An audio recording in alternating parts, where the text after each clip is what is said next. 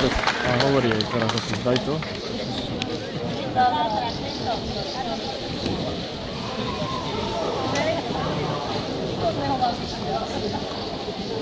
Tak a nasledujúcu pieseň by sme chceli venovať jednému pánovi, ktorý sa volá Jožko Kermédy, ale bohužiaľ veľmi sa tešil na tento koncert, ale človek mieni, Pán Boh mení. Nás opustil v stredu tento týždeň, takže túto nasledujúcu pieseň chceme venovať tomuto nášmu fanúšikovi z Medného. Tá pieseň sa volá Kolem nás. Keď sa započúvate do textu tejto piesne, tak určite pochopíte, prečo mu chceme venovať. Takže pre Jožka Kermédyho z Medného Kolem nás.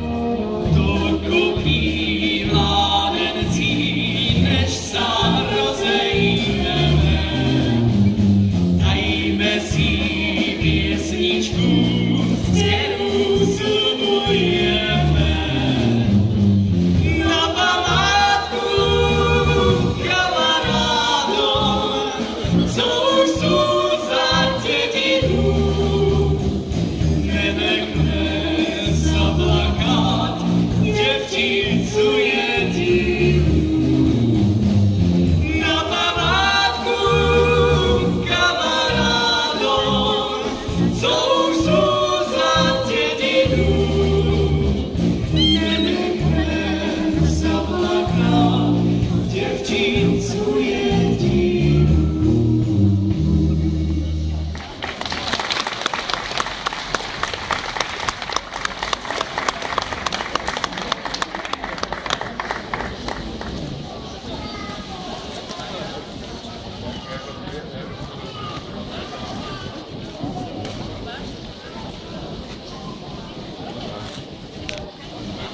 Na chvíľku ty.